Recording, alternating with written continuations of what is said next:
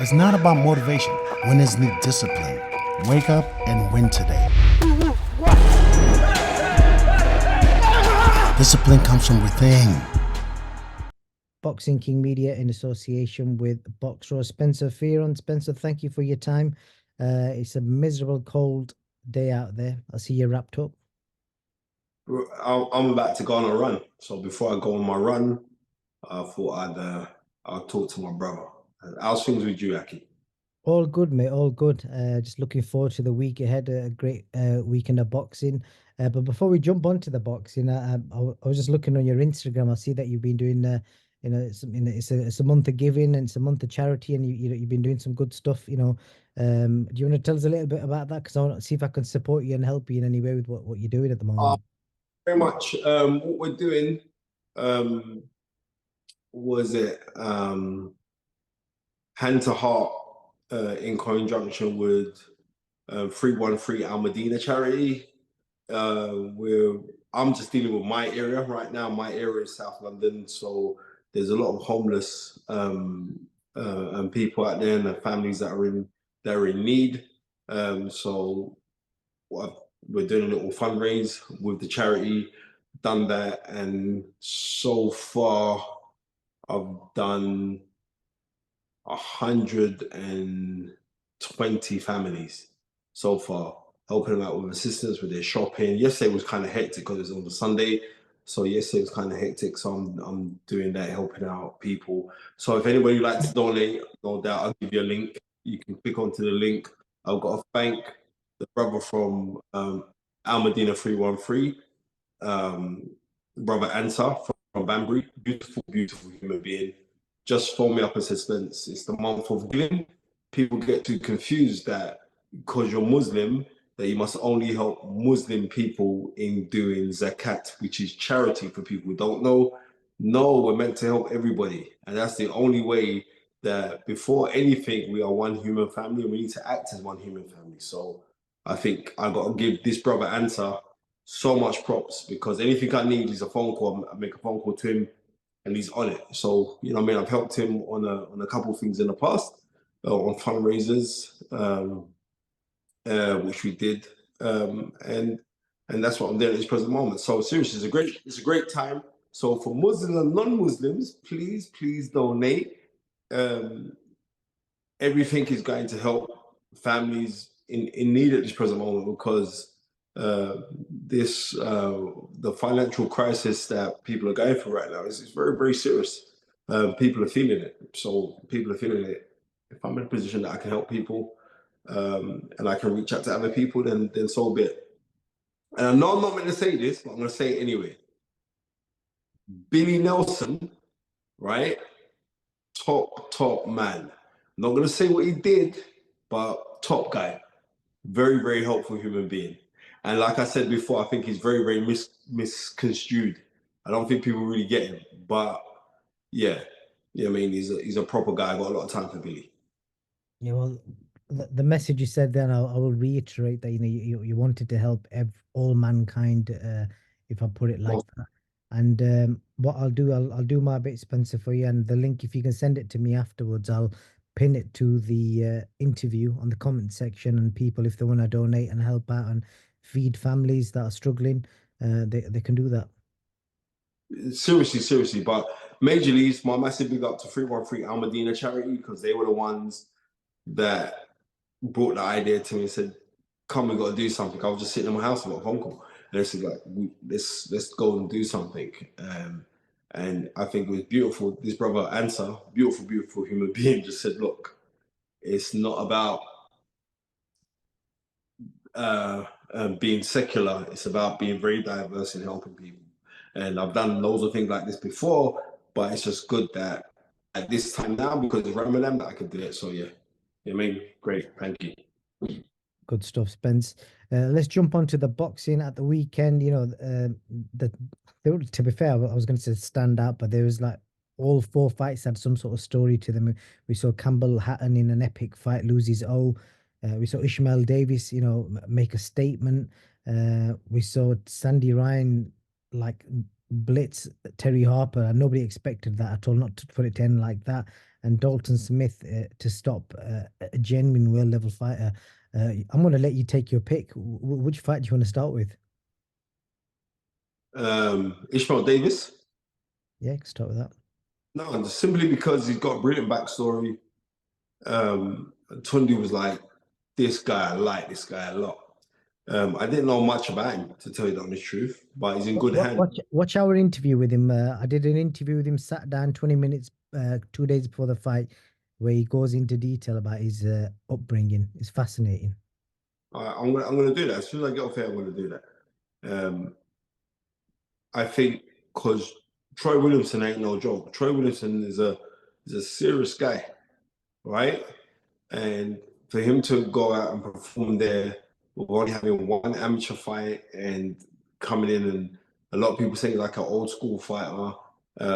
Alhamdulillah, good on him. You know, it's I'm going to be looking forward to him, and plus he's in very, very good hands. Like Sonny Edwards, he's working with him. Lee Eaton, Yeah. who you know what I mean. These that's a good team. It's a good team behind him, and all he's got to do is continually train and study and do his things. But I think he's got a very, very bright future, a very, very bright future, because he's relatively young in the game, but he's doing great things already. So I'm looking forward to seeing how he progresses. Like, one of the things I picked up, obviously, and it's documented that he did a bit of time inside, and he obviously learned from that, and he came out, wanted to change his life, and he's done that. But he's told me like he used to do chin-ups, press-ups, weights in prison. He came out like rock solid, and I kind of saw that on fight night, the way he, when him and Troy were in clinches, he just looked so strong for a guy that's only had like 12 pro fights. I don't know if you know from experience, or if you know can people carry that strength forward? well, it's whether you can have that learning as well. And when I hear that Sonny Edwards really does know boxing, Sonny Edwards got a very, very good boxing head, like for boxing, artistry and stuff. And you got Sonny there with you as well. I think he's gonna have a good future, man. He's gonna have a good future. And it's a buzzing division right now. So, I mean, it's gonna be interesting to see how he gets moved forward. And I mean, inshallah, the best. I wish him nothing but the best. Good stuff. And Campbell Hatton losing his own in a great fight. No shame in that. You think he learns from that and comes back? No, I think that's the best thing that could ever happen to Campbell Hatton. Right? Seriously, I'm gonna be real with you. I think that is the best, because you know what happens is this: it's like when you are immersed in boxing, like he must have been, knowing that your father is such an iconic figure, and then you're saying like, because you're surrounded by that, you want to go and do it. I want to go and do it. He's gone and done it. I think the major thing is the fact that he has pushed himself a step forward to say that this is what I want to do, and done it professionally, and was trained and is trained by his uncle Matthew. You know what I mean? I rate that, but I think this is the best thing that could happen to the kid, because now he's going to realize, do I really want it? You know what I mean? He can ask himself, do I really want it? Because he has come from a privileged household simply because of what his father accomplished, right? So now you could have all the training, you could do all the stuff and everything else, but do you really have that hunger or that drive? Now that this has happened, he's gonna have to ask himself some questions like, do I really want it? And I think this is the best thing to happen to him. If he continues to box or doesn't continue to box, this is the best thing that's happened to him, right? Because the learning is never done in victory. Never. You know what I mean? You go there, what happens is this: you win fights, and your ego could take part of you and everything else, and you feel good, and like, yeah, I won a fight. But it's when you come second best, right? When you come second best, that's when the demons start whispering in your ear. Like, do you really want it? You know what I mean? Are you just a media hype job because you're dad? All kind of things are gonna come into your head. So now this is the best thing that I believe that could happen to the young man, right? Because the loss is a great revealer. You know what I mean? It reveals who you are. You know what I mean? And that is the real baptism in fire. Or what's the Latin word is dokami, to be purged in fire. He's just had that now. So he's had that. He's going to start asking himself these questions. And the best thing, because he's going to also know what happens with fights. When fights come second best, they go away and they think to themselves, oh, you know what, I should have done this, I should have done that, I should have done. And you start questioning these kind of things. Now, he's young enough to take that as a learning curve and do better next time out and build better next time out. Yeah, I mean, I saw some inconsistencies in how he was fighting. Like, he wasn't fighting that regular anyway, right? And now, like I'm saying, this is the great revealer. But to the kid that beat him for the Central Area Championship, right? Because yet Central Area. Right. Fair play to the kid, you know. But now, like I said, Hatton has to brush himself off, and now we know if he really wants it. And I really do hope that he continues to box, and I really do hope that he uses this as a motivation, as a drive to propel himself forward to do better things. Definitely. Well done to Jimmy Joe Flint as well. A great performance from him. He backed up all the the smoke that he gave in the build up. And Sandy Ryan, again, a fight that a lot of people were picking Sandy to win, but not like that. Monster. Not like Terri Harper ain't no joke. Terri Harper's a good fighter, man. You mean former world champ? I think like she's still world champion at super welter. Well, exactly. And Sandy just walked through her. Nah, Sandy's a bad girl, man. Cool as it is. Sandy's a bad girl. You know what I mean? And we're gonna. It's things are very, very lively in female boxing now, and so much that is, you say female boxing, that's actually boxing. And yeah, let's see what she does from here on. What do you think's next for Terri Harper? Because obviously it was a big defeat, but surely that doesn't define her, because like you said there, she's achieved a lot in boxing and she's still young. She's still young, and she go fire. Terri Harper's a good fighter. But I don't know where she's gonna go from here. I'm just gonna be real with you. I don't know. You know what I mean? I don't know. I don't know what Terri Harper's gonna do. You know what I mean? Because the Katie Taylor fight, maybe. Would she get that fight? I doubt it. Yeah, exactly. So I don't know where, you know what I mean? Because there isn't a plethora of big names in female boxing, right? So me being honest with you, I don't know what she does, because she got a pasted on the weekend. So I don't know. But I wish her all the best anyway, because I like her. She's nice people. She is very nice. I'll reiterate that as well. And then Dalton Smith, a lot of pressure on him. He had to make a statement with all the Adam Azim talk in the background, and I know you're going to steal your words here. I'm going to be real, because we can't have anybody saying Zepeda was over the hill, because we've seen that he's only lost at high level, and realistically, every time he's fought anyone that's not high level, he's either beat them or it's been a close fight, whatever. And in the early parts of that fight, he was on top. What do you think? I mean, Dalton Smith, right? May I also say this? Eddie Hearn in the ring celebrating the post-fight is one of the best rants that I've heard from Eddie Hearn. Seriously, Eddie Hearn got me hyped just watching that. And I saw something with Dave Corwell saying that he'd like to see Adam Azim and Dalton get it on.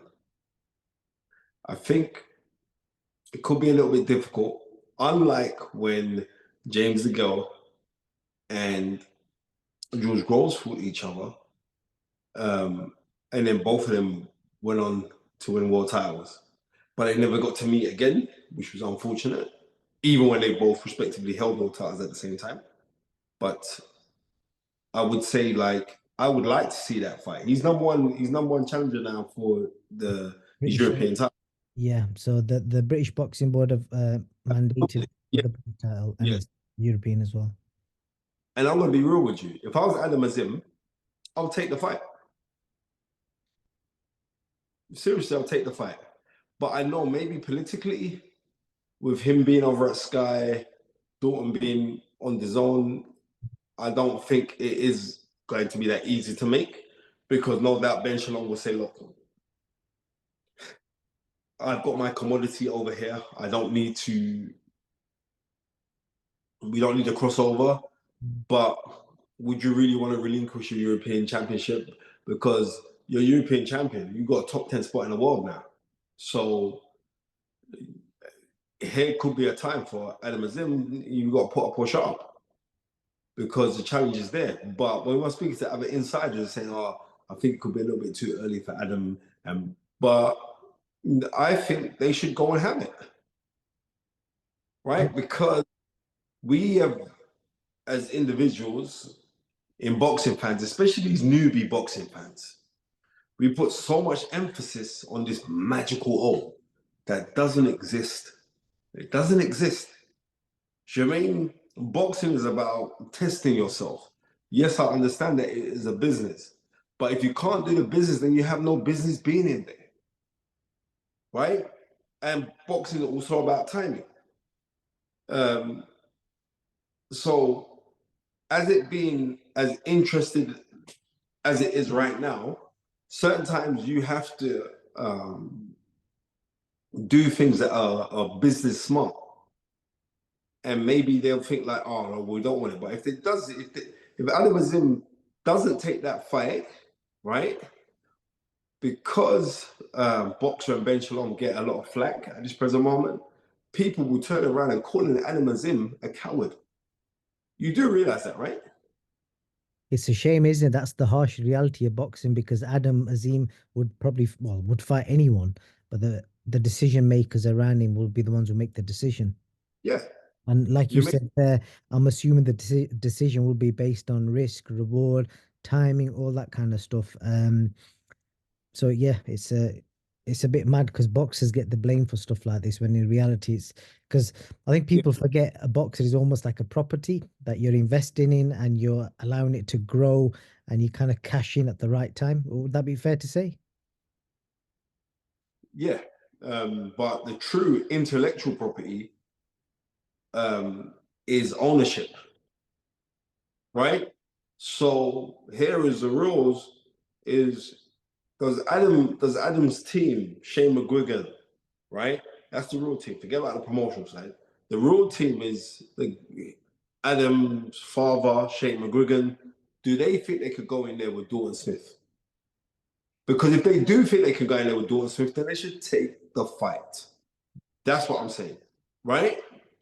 And What do you think of the age factor, Spencer? Because like the argument against it is that Dalton's got more experience. He's a lot older. He's on paper competed at a higher level as well now. Is it fair in that sense? Are they giving too much away for a fight like that? Because it's always going to be a close fight between them both, and obviously they both are destined for big things. So if one side's going to gamble, well, you're basically asking one side to basically kind of jump in when on paper it's not a level playing field. But is that a fair comment? kind of, but I can also spin it back to what was it, 2012, when Tyson Fury was muted to fight David Price. And Tyson Fury is British heavyweight champion and relinquished it and fought Martin Rogan for the Irish championship. Do you remember that? Yeah. Or am I talking? And I remember that. Martin Rogan, yeah. Right. And at the time, everyone said, well, Tyson Fury swerved it because, let's not get fooled, around about that time, David Price was hot, right? It was hot. It was running through guys. So, and Tyson Fury didn't. And now in hindsight now, I think, well, if Tyson Fury had boxed David Price, he'd beat him, right? But sometimes it's like, you have to take that part of stepping forward instead of being greatly overprotecting of commodities. Like, we're not going to take that step forward. because you should take that step if there is a big enough demand from the fans. If there isn't, then you don't need to do it. And maybe Eddie Hearn's just trying to say, listen, right, I know Dalton will beat Adam. Let's just do our best to try and smash up anything that Boxer's doing with Sky, right? Because how much of an element do you think that plays in this whole build-up and talk? And also within that question, if Adam Azim was a matchroom fighter and Dalton was a boxer fighter, and the tables turned, would Eddie be trying to make that fight? knowing Eddie Hearn, yes. Or even deep down, if he didn't want the fight, he'd be talking like he didn't want it. Yeah, I mean, Eddie Hearn's a great salesman. Tell you that now for nothing, right? He used to call and sell windows. Yeah, definitely. So it'd be interesting to see what happens. Either way, great performance from Dalton. Were you surprised with the way he ended that fight with that body shot, and considering the way the first couple of rounds went? You know what? Sometimes Dalton can blow kind of hot and cold, right? But his class in punch picking, yeah. Did you see the video that him and his dad were working on that shot in the changing rooms before the fight? It is really good, like on another level good.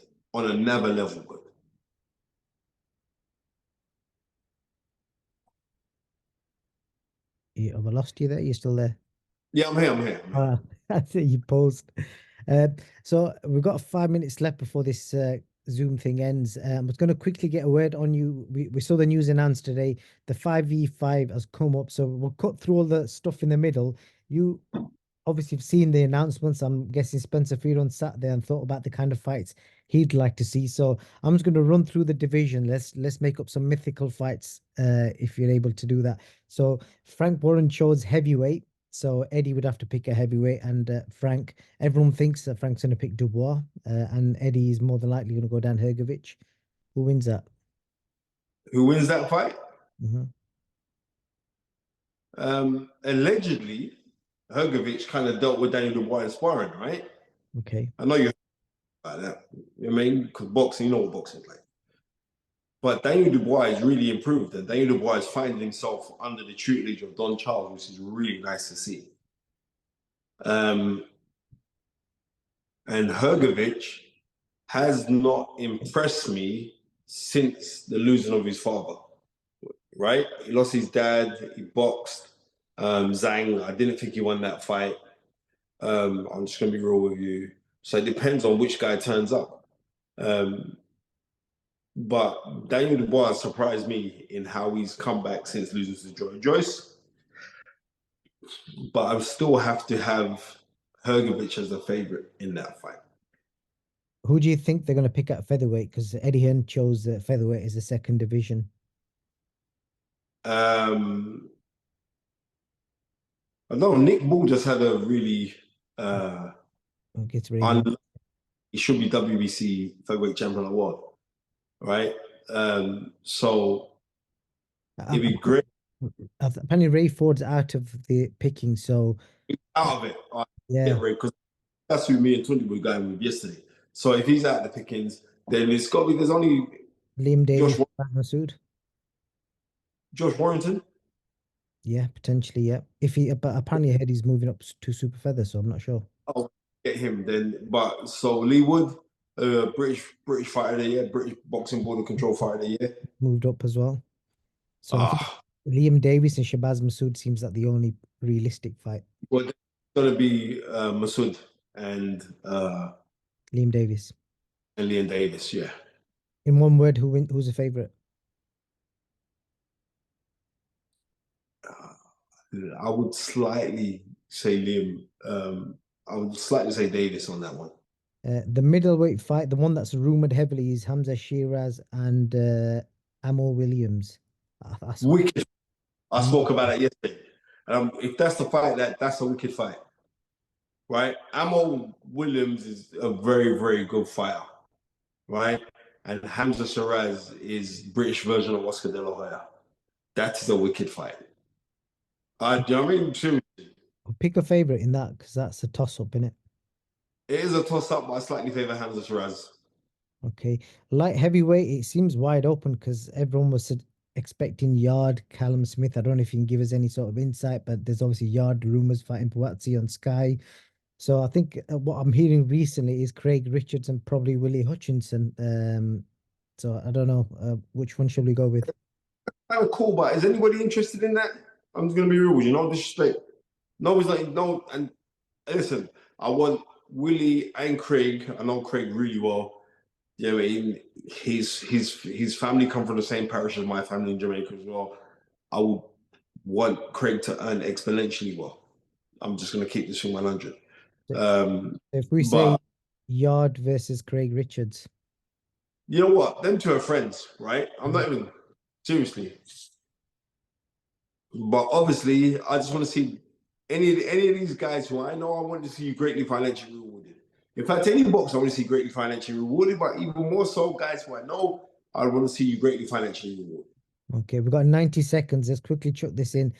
Complete wild card. It potentially, His Excellency is picked out of the heavyweight division again. So this could potentially be Eddie Hearn could go and sign someone. Say he could maybe pick Dillian White, and Frank might throw in Joe Joyce. I love that fight. And did you watch Dillian's recent performance based on that and what you saw from Joe? What happens? What happens? Dillian White looked lackluster in his last fight, it's only Joe Joyce. But when you get two lackluster fighters and you put them together, they add luster. So it depends on what either guy's got left, to tell you the honest truth. But that would be a barn burner of a fight. Who's the favorite in that? Who's the favorite in that? I think you'd have to slightly go with Dillian White. Right, fascinating. Spencer, we've got about 10 seconds left. I appreciate your time. I'm going to catch you soon. Assalamu alaikum. Love you, bro. Peace, brother. Thank you. I got a question for you. Where can discipline take you? Discipline points you towards your goals.